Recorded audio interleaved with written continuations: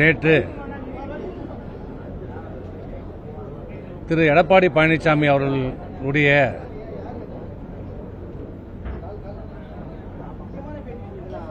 கோரிக்கை, அவருடைய உத்தரவின்படி அனைத்து இந்திய அண்ணா திராவிட முன்னேற்ற கழகத்தினுடைய சட்டமன்ற கொறடா என்று சொல்லிக் கொண்டிருக்கிற ஒரு அல்லக்கை திரு அகிரி கிருஷ்ணமூர்த்தி அவர்கள் சமீப காலமாக உண்மைக்கு மாறான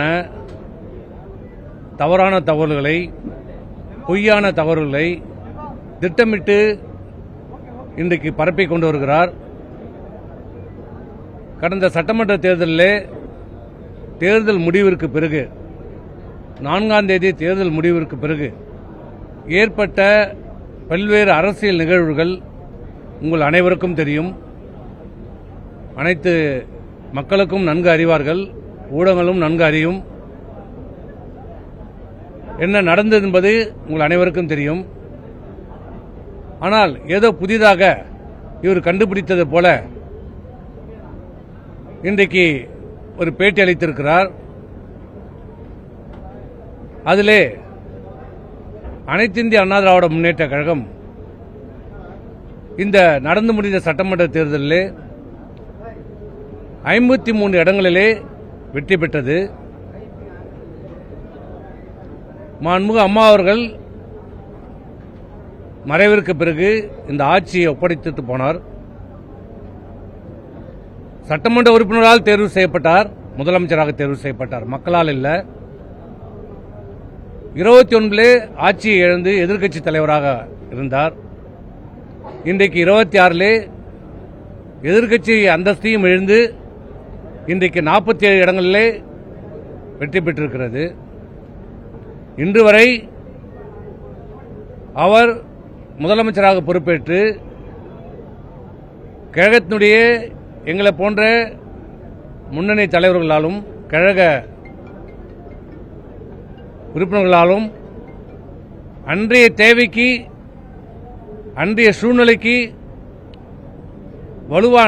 வலிமையான தலைமை வேண்டும் என்ற ஒரு எண்ணத்திலே இவரை அன்றைக்கு கழகத்தினுடைய பொதுச் செயலாளராக நாங்கள் எல்லோரும் சேர்ந்து அவரை தேர்வு செய்தோம். ஆனால் அவர் பொறுப்பேற்றதிலிருந்து இன்று வரை ஒரு சட்டமன்ற தேர்தலிலும், நாடாளுமன்ற தேர்தலிலும், உள்ளாட்சி தேர்தல் எதிலுமே வெற்றி பெற முடியவில்லை. ஆனால் இன்றைக்கு அகிரி கிருஷ்ணமூர்த்தி அவர்கள் பேட்டி கொடுக்கிறார். நடந்து முடிந்த சட்டமன்ற தேர்தலில் 47 சட்டமன்ற உறுப்பினர்கள் வெற்றி பெற்றதற்கு கழகத்துடைய பொதுச் செயலாளர் திரு எடப்பாடியினுடைய சொந்த செல்வாக்கின் காரணமாக தான் வெற்றி பெற்றோம் என்று சொல்லுகிறார். வாதத்துக்கு ஒன்றால் வைத்துக் கொள்ளலாம். அப்ப 47 தொகுதியில் வெற்றி பெற்றார் என்றார். மீதி இருக்கிற 181 தொகுதியிலே எடப்பாடி பழனிசாமிக்கு செல்லா காசாகிவிட்டாரா? செல்வாக்கு இல்லையா? இவர் யாரை எங்களை தாழ்த்துவதாக நினைத்துக் கொண்டு அவர் தலைவராக ஏற்றிருக்கிற எடப்பாடியை இன்றைக்கு தரந்தாழ்ந்து பேசுகிறார். அவருக்கு எடப்பாடிக்கு என்ன உள்குத்தோ தெரியல. 47 தொகுதியிலே அவருக்கு செல்வாக்கு என்றால் ஏன் சேலம் தொகுதியிலே அவர் பொதுச் செயலாளராக செயல்பட்டதை விட என்பது சொல்வதை விட சேலம் மாவட்ட செயலாளராக தான் இதுவரைக்கும் செயல்பட்டுக் கொண்டிருக்கிறார். அந்த சேலம் மாவட்டத்தில் அவர் பொறுப்பேற்றிருக்கிற 7 தொகுதியிலே ஏன் அவருக்கு செல்வாக்கு இல்லையா? 2024 நாடாளுமன்ற தொகுதியிலே சேலத்திலே ஏன் தோல்வி அடைந்தார்? அவருடைய சொந்த பூத்திலேயே இரட்டைலைக்கு கம்மியான வாக்கு பெறப்பட்டது. அப்ப அவருக்கு அவர் சொந்த ஊர்ல, அவர் குடியிருக்கிற ஊர்லயே அவருக்கு செல்வாக்கு இல்லையா? இதை நாங்கள் கேட்க மாட்டோமா? சொல்ல மாட்டோமா? ஆனால் ஒன்றும் போதே தரந்தாழ்ந்து நாங்கள் சொல்வதற்கு தயாராக. அன்றைக்கு இருந்த அரசியல் சூழ்நிலை, கூட்டணி அமைப்பு, இதனால் தோல்வி ஏற்பட்டது. ஆனால் மற்ற தொகுதியில தோல்விக்கு விழுப்புரத்திலே நான், திண்டுக்கல்லிலே அண்ணன் நத்தம் விஸ்வநாதன், இன்னும் கேட்டால் நத்தம் விஸ்வநாதன் பொறுப்பேற்றிருக்கிற 2 தொகுதியிலுமே அவர் வெற்றி பெற்றிருக்கிறார். அதேபோல் தர்மபுரி தொகுதியிலே சொல்லுகிறார் அன்பழகன் காரணம் என்று. 5 தொகுதியிலே 4 தொகுதியிலே வெற்றி பெற்றிருக்கிறது. அதிமுக 3 வெற்றி பெற்றிருக்கிறது. கூட்டணியில் ஒருத்தர் வெற்றி பெற்றிருக்கிறார்கள். எனக்கு 6 தொகுதி, விழுப்புரம் மாவட்டத்தில் 6 தொகுதி, 6ல் 3 வெற்றி பெற்றிருக்கிறோம். 1 அண்ணா, நான் 1, 2 பாட்டாளி மக்கள் கட்சி வெற்றி பெற்றிருக்கிறது. திண்டிவனம் தொகுதியில் 700 ஓட்டில் தோல்வி அடைந்திருக்கிறோம். அது வெற்றி இல்லையா? ஆனால் அவர் என்ன சொல்லுகிறார்? இந்த தோல்விக்கெல்லாம் காரணம் மாவட்டத்தில் இருக்கிற மாவட்ட செயலாளர்களும் அந்த பொறுப்பாளர்கள் தான் காரணம் என்கிறார். வெற்றி பெற்றால் 47 தொகுதிக்கு ஒரு தனிப்பட்ட செல்வாக்கு, தோல்வி அடைந்தால் அந்த மாவட்ட செயலாளர்கள் பொறுப்பு. அப்படி என்றால் நான் கேட்கிறேன், உங்களோட இன்றைக்கு இருக்கிறார்களே, கிருஷ்ணகிரியினுடைய பொறுப்பை தன் கட்டுப்பாட்டில் வைத்திருக்கிற துணை பொதுச் செயலாளர் KP முனிசாமி எத்தனை தொகுதியில் வெற்றி பெற்றார்? அவரே வெற்றி பெற்றாரா? அப்ப KP முனிசாமி தான் காரணமா? சொல்லுங்க. தென் மாவட்டத்திலே முழுக்க கன்னியாகுமரி, திருநெல்வேலி, தென்காசி, தேனி, விருதுநகர், மதுரை, ராமநாதபுரம், சிவகங்கை, இதில் வெற்றி பெற்றது எத்தனை? கன்னியாகுமரி 1, அம்பாசமுத்திரம் 2, சங்கரன் கோயில் 1, 3 தான். எத்தனை மாவட்டத்திலே?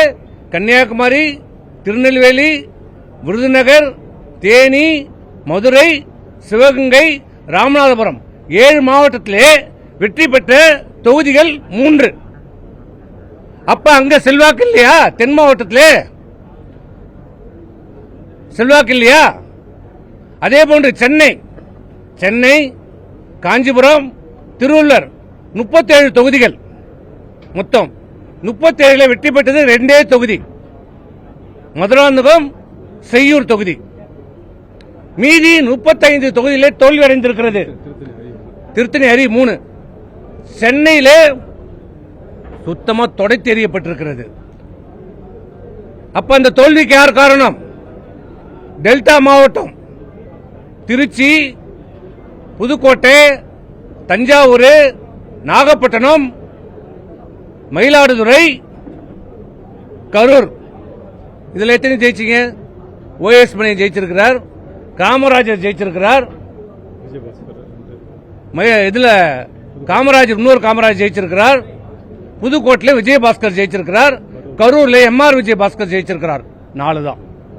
திருச்சியில சுத்தமா திருச்சியில இவங்க திருமதி லீமா ரோஸ் ஜெயிச்சிருக்கிறாங்க. இதை தவிர்த்து டெல்டால தொடை தெரியப்பட்டிருக்கிறது. அப்ப தமிழ்நாட்டில் தென் மாவட்டத்தில் 0, டெல்டா மாவட்டத்தில் தொடை தெரியப்பட்டிருக்கிறது. சென்னை, காஞ்சிபுரம், திருவள்ளூர் மாவட்டத்திலே அனைத்து இந்திய அண்ணா திராவிட முன்னேற்ற கழகம் முழுமையாக தோல்வியடைந்திருக்கிறது. வெற்றி பெற்றது எங்க? வட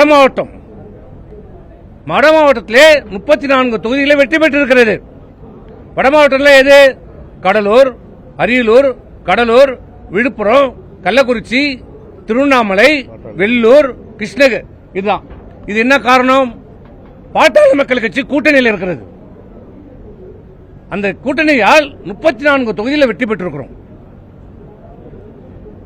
அவர்களும் வெற்றி பெற்றிருக்கிறார், நாமும் வெற்றி பெற்றிருக்கிறோம். இந்த 34 கழிச்சா மீதி 13 தொகுதி தான். இப்படி இருக்கிற நிலைமையில இப்படி ஒரு தவறான தகவலை, வெற்றி பெற்றால் அது என்னால் வெற்றி பெற்றது, தோல்வி அடைந்தால் கட்சி நிர்வாகியால் தோல்வி அடைந்தது பழியை தூக்கி போடுகிற இப்படிப்பட்ட தலைவரை இந்தியாவில் எந்த கட்சியிலேயே பார்த்திருக்கிறோமா? இந்தியாவில் இருக்கிற தேசிய கட்சிகளாகட்டும், மாநிலத்தில் இருக்கிற மாநில கட்சிகளாகட்டும், தேர்தலில் தோல்வி அடைந்தால், படுதோல்வி அடைந்தால் அந்த கட்சியினுடைய தலைவர் தார்மீக பொறுப்பேற்று அதுக்கு தோல்விக்கு நாங்கள் தான் காரணம் என்று பல தலைவர்கள் ராஜினாமா செய்திருக்கிறார்கள். ஏன் ராகுல் காந்தி காங்கிரசினுடைய தலைவராக இருந்தபோது நடைபெற்ற நாடாளுமன்ற தேர்தலில் ஏற்பட்ட படுதோல்விக்கு பொறுப்பேற்று தன்னுடைய தலைவர் பதவியை ராஜினாமா செய்திருக்கிறார். நாங்க ராஜினாமா செய்ய சொல்லல, நாங்க ராஜினாமா கோரிக்கையே வைக்கல. நீங்க தான் பொதுச் செயலாளர் என்று இன்றைக்கும் சொல்கிறோம். தோல்விக்கான காரணத்தை ஆராயுங்கள். தொடர் தோல்வியில நம்ம இருக்கிறோம். இந்த தோல்வியில் இந்த கட்சியை மீட்டெடுக்க வேண்டும். உண்மையான நிலவரத்தை கலந்து பேசுங்கன்னு தான் நாங்கள் சொன்னோம். வேற எது அதற்காக எங்கள் மீது பழி போடுகிறார். இன்னொன்று சொல்கிறார், திமுக கூட்டணிக்கு நாங்கள் தான் சொன்னோம் என்று. இது ஜம்மு காலத்தில் வடிகட்டின பொய், உலகத்துக்கே தெரியும். நீங்க எப்போ போனாலும் கம்யூனிஸ்ட் கட்சியினுடைய தேசிய தலைவர் பரதனை போய் கேளுங்க, விடுதலை சிறுத்தைகள் தலைவருடைய திரு தொல்துமாரமனை கேளுங்க, கம்யூனிஸ்ட் கட்சி தலைவரை போய் கேளுங்க, முஸ்லீம் லீக் கட்சி தலைவரை போய் சொல்லுங்க, ஏன் RS பாரதி போய் கேளுங்க. நாங்களாம் பங்காளிகள். என்னைக்கு நாங்களாம் பங்காளியானோம்? என்னைக்கு பங்காளியானோம்? 4ஆம் தேதியிலிருந்து எடப்பாடியாருக்கும் உதயநிதி ஸ்டாலினுக்கு ஏற்பட்ட அந்த உறவு பங்காளி என்று பேசுற அளவுக்கு உருவாக்கிச்சு. திருமாவளவனை நான் முதலமைச்சராக்குவதற்கு சொன்னேன் என்று சொன்ன. ஆமா சொன்னேன். நான் ஏற்கனவே பேட்டியில் சொல்லியிருக்கிறேன். ஏன் சொன்னேன்? எப்ப சொன்னேன்? எந்த நேரத்தில் சொன்னேன்? நீங்க சட்டமன்ற உறுப்பினர்கள் கூட்டத்தை உங்கள் வீட்டில் கூட்டினீர்கள். கூட்டி என்ன சொன்னீங்க? திமுக ஆதரவோடு நான் முதலமைச்சர் ஆவதற்கு ஆதரவு அளித்தார்கள். இப்போது சில கட்சிகள் அதில் ஒத்துக்கொள்ளவில்லை. அதனால் மாற்று திட்டமாக திருமாவளவனை முதலமைச்சராக்குவோம், மற்ற அமைச்சர்கள் எல்லாம் நீங்கள் எடுத்துக்கொள்ளுங்கள் என்று சொல்லுகிறார்கள் என்று சொன்னார். சொன்னபோது அது எப்படி நாம் ஏற்றுக்கொள்ள முடியும்? திமுக ஆதரவோடு நீங்கள் முதலமைச்சராவது ஏற்றுக்கொள்ளுகின்ற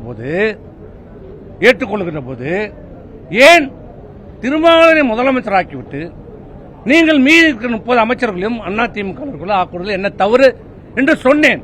நான் அதில் மறுக்கலையே, இன்னைக்கும் சொல்றேன். நான் சொன்னேன், உண்மைதான். எப்ப சொன்னேன்? நீங்க சொன்னதுக்கு அப்புறம் சொன்னேன். இன்னொன்னு சொன்னேன், திருமாவளவனை ஏற்றுக்கொள்ள முடியாது. அது எப்படி விடுதலை சிறுத்தைகள் கட்சி என்று சொல்லிவிட்டு நாம் இருப்பது? நான் ஏற்றுக்கொள்ள மாட்டேன். சரி, நீங்க ஏற்றுக்கொள்ள வேண்டாம். அப்பதான் சொன்னேன், அண்ணா திராவிட முன்னேற்ற கழகம் திமுகவை எதிர்த்து தொடங்கப்பட்ட இயக்கம். தாவேகா திமுகவை எதிர்த்து அரசு செய்கிறது, திமுகவை எதிர்த்து வெற்றி பெற்றிருக்கிறது. நாம் இருவருமே ஒரே கொள்கையில் இருக்கிறோம்.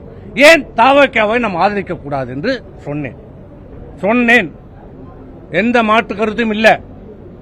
நீங்க திமுகவோடு முதலமைச்சர் ஆகின்ற போது திமுக எதிர்ப்பு இருக்கிற தாவேகாவை ஆதரிப்பதில் என்ன தவறு என்று சொன்னோம். இதுதான் நடந்தது. இதையெல்லாம் மூடி மறைத்துவிட்டு இன்றைக்கு சொல்லுகிறார் திமுகவை கூட்டணி வைக்க வேண்டும் என்று நாங்கள் சொன்னதாகும். ஒரு பொய்யை திரும்ப திரும்ப சொன்னால் உண்மையாகிவிடும் என்று சொல்றார். எத்தனை மாசம் கழிச்சு சொல்றாரு?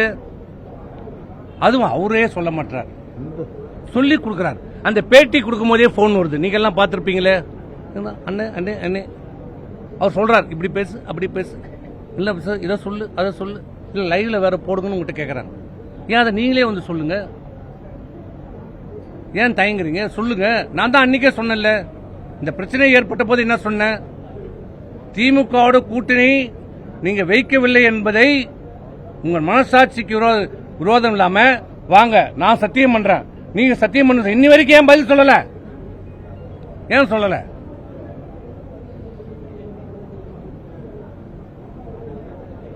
இப்படி பொய்யை இன்றைக்கு பரப்பிக் கொண்டிருக்கிறார். தன் மீது இருக்கிற தவறை மறைப்பதற்காக சொல்லுகிறார். சொல்றார், இன்னொன்னு சொல்றார். அக்ரி கிருஷ்ணமூர்த்தி என்ன சொல்றார்? தேர்தலுக்கான தோல்வியை காரணத்தை இவர்கள் சொல்ல வேண்டும், ஆராயணும். யாரை கூட்டீங்க? மாவட்ட வாரியா கூட்டத்தை நடத்தினீங்க. இப்ப விழுப்புரத்தில் கூட்டத்தை நடத்தினீங்க. நான் எம்எல்ஏ, இந்த தேர்தலில் போட்டிட்டு வெற்றி பெற்றவன். சரி, என்னதான் உங்களுக்கு பிடிக்கல, என்ன கூப்பிடல, விட்டுருங்க. ஆனா அங்க நின்று தோல்வி அடைந்த வேட்பாளர்கள் விழுப்புரம், வானூர், திண்டிவனம் 3 வேட்பாளர் நின்று தோல்வி அடைஞ்சிருக்கிறாங்க. யார் யார் கூட்டிங்களா?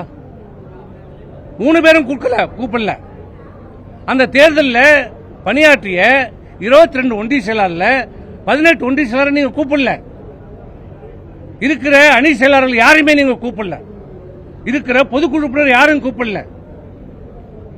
உங்களுக்கு வேண்டிய ஆட்களை போட்டுவிட்டு அவர்களை வைத்து தேர்தலுக்கே வேலை செய்யாத, தேர்தலை எதிர்த்து வேலை செய்தவர்களை கூட்டி வச்சு நீங்க என்ன தேர்தலுக்கான தோல்வி காரணத்தை கண்டுபிடிச்சீங்க? இப்ப சொல்ற தேர்தல் தோல்விக்கான காரணத்தை ஆராய வேண்டும் என்று பேட்டி கொடுக்கிறாரே திரு அக்ரி கிருஷ்ணமூர்த்தி அவர்களே, உங்களை கேட்கிற, உனக்கு தைரியம் இருந்தால், தரணி இருந்தால், தெம்பு இருந்தால், நாளைக்கு எப்போது மாணவனும் நீ கூட்டத்தை கூட்டு, எங்களை அழை. நாங்க உண்மையான காரணத்தை சொல்றோம். நாங்க விதண்டாவாதம் பண்ண வரல, காரணத்தை சொல்றோம். ஏன் தோற்றோம், எதுக்காக தோற்றோம், என்னத்து காரணத்துக்காக தோற்றோம். இன்றைக்கு வாய்க்கையே பேசுகிறார் இந்த அக்ரி கிருஷ்ணமூர்த்தி.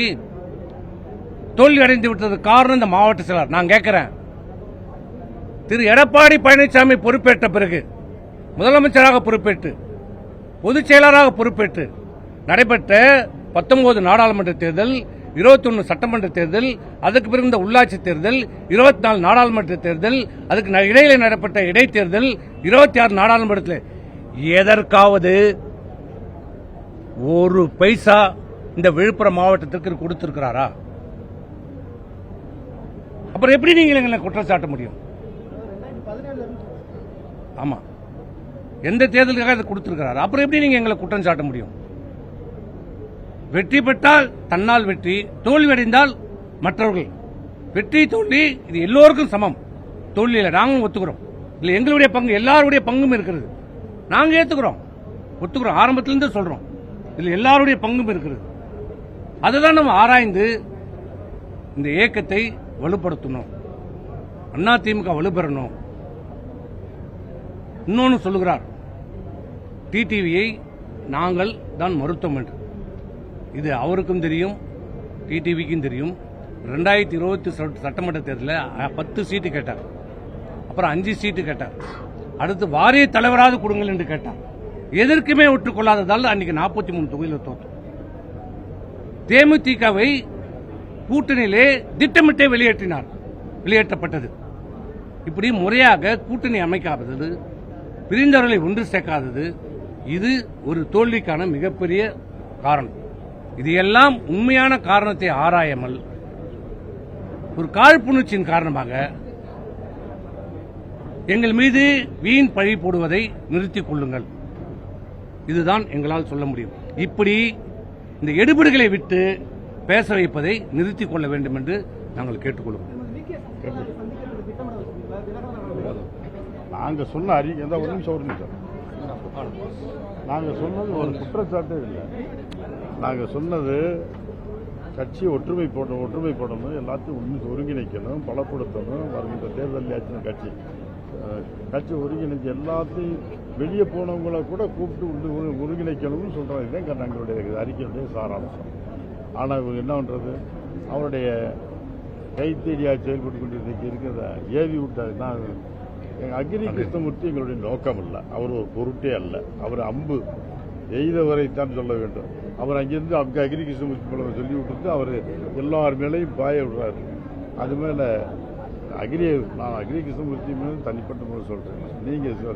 நீங்கள் எதையும் சொன்னால் அவங்ககிட்ட எடப்பாடி அவர்கிட்ட சொல்லி, உங்கள் தலைவர்கிட்ட சொல்லி நீங்களே சொல்லிடுங்க அப்படின்னு அவர்கிட்ட சொல்லிடுங்க. அவர் அக்ரி கிருஷ்ணமூர்த்தியை தவறாக பயன்படுத்துகிறார். அக்ரி கிருஷ்ணமூர்த்தியை பொதுச் செயலாளருடைய மரியாதையை அவரை காப்பாற்றுவது போல் நினைத்து கொண்டு அவரை அவமானப்படுத்துகின்ற வகையில், அவருடைய சிறுமைப்படுத்துகின்ற வகையில் பேட்டி கொடுக்கிறார். ஜெயிச்சா அவரை தான் காரணம், தோத்தா முன்னுறதுக்கு அவர் பொறுப்பேற்க மறுக்கிறார். எந்த ஒரு அரசியல் கட்சி தலைவரும் தேர்தலுக்கு பின்பு தோல்வி ஏற்பட்டவுடன் தார்மீக பொறுப்பேற்றுக் கொள்வது வழக்கம். அந்த வகையிலே அம்மாவே 96 தேர்தலில் போட்டியிட்ட தோல்வி அடைந்த பின் இந்த தோல்விக்கு முழு பொறுப்பு நான் ஏற்றுக்கொள்கிறேன் என்று தைரியமாக சொன்னார். திருப்பி அந்த தோல்வியிலிருந்து மீட்டெடுத்துக் கொண்டு வந்தார் கட்சி. அதே மாதிரி இந்த தோல்விக்கு நானே பொறுப்பேற்றுக் கொள்கிறேன் என்று பொதுச் செயலாளர் சொல்லிட்டு கட்சியை மீட்டெடுப்பேன் என்று சொல்லியிருந்தார்னா இவர் ஒரு தகுதியான தலைவர் தான். அந்த அளவுக்கு பொறுப்பை தட்டி கழிக்கின்ற ஒரு பொதுச் செயலாளர் இன்றைக்கு கட்சியை மீண்டும் ஆட்சி பண்ணுவது வலிமையான கட்சியாக இன்னொன்று சொல்ல ஒன்று சொல்லி முடிச்சுக்கிறேன். கட்சி இந்த இவர் பொதுச் செயலாளர் ஆனதுக்கு பின்னால முதல் ஒரு ஆட்சி பொதுச் செயலாளர் ஆனதுடன் இந்த கட்சி எப்படி ஒப்படைக்கப்பட்டது இவருக்கு? முதலமைச்சர் ஆட்சியை ஒப்படைத்தார்கள். அம்மா மறைந்துட்டாங்க. ஆட்சியை 134 சட்டமன்ற தொகுதி உறுப்பினர்களோடு ஆட்சியை ஒப்படைத்தாங்க. 50 நாடாளுமன்ற மாநிலங்களவை சட்ட இது ராஜ்யசபா இரண்டும் சேர்த்து 50 நாடாளுமன்ற உறுப்பினரோடு அதிமுக ஆட்சி பொறுப்புக்கு வந்தார். இப்பொழுது அவர் பொறுப்பேற்றதுக்கு பொதுச் செயலாளருக்கு பின்னால 134 சட்டமன்ற தொகுதி 65 ஆச்சு. அடுத்த தேர்தலில் இவர் பொதுச் செயலராக இருந்து அதே பொதுச் செயலராகி 65 65 ஆச்சு. 65 அதுக்கடுத்த 58 ஆச்சு, 57 ஆச்சு, 47 ஆச்சு. இந்த 47 இப்ப 41 ஆயிருச்சு. இதுக்கெல்லாம் அவருடைய நடவடிக்கை தான். இப்படி மெல்ல மெல்ல மெல்ல மெல்ல அதிமுகவை அழிச்சுக்கிட்டே வர்றாரு. ஆனா அது அவருக்கு இதை பற்றிட்டு பெருமை கொண்டாடுறாரு அக்ரி கிருஷ்ணமூர்த்தி. இப்படிப்பட்ட தலைவர்களாலதான் இன்னைக்கு 47 பேர் ஜெயித்தாங்களாம். அவர் ஜெயிச்ச இன்னைக்கு அதுலயும் 41 கூட தக்க வைக்க முடியல ஒரு நடவடிக்கைனால. இல்ல 41 அதுல 6 பேர் அக்ரி கிருஷ்ணமூர்த்தி அது இவருடைய நடவடிக்கை தான். அக்ரி கிருஷ்ணமூர்த்தி பேசுகிறார். அவருக்கு பேசுவதற்கு என்ன தகுதி இருக்கிறது? யார் இந்த அக்ரி கிருஷ்ணமூர்த்தி தெரியுமா உங்களுக்கு? நீங்க எல்லாம் மறந்துட்டீங்களா? ஊடகங்கள் எல்லாம் மறந்து விட்டதா? இதே அம்மாவுடைய அமைச்சரவையில் விவசாயத்துறை அமைச்சராக இருந்தார். இன்னைக்கு விவசாயத்துறை மாநிலத்தில் அவர் பேசுகிறார்.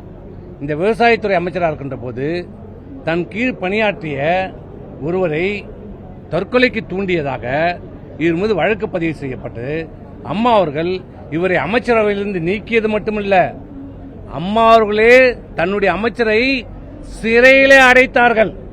அடைக்கப்பட்டு சிறையில் இருந்ததுதான் இந்த அக்ரி கிருஷ்ணமூர்த்தி. அந்த வழக்கு விசாரணைக்கு வருது. இன்னும் வழக்கு நிலுவையில் தான் இருக்குது. இப்படிப்பட்ட ஒரு சிறை கைதி, ஒரு குற்றவாளி எங்களுக்கு பாடம் எடுக்கிறார். உனக்கு அந்த அருகதையும் இல்லை, தகுதியும் இல்லை.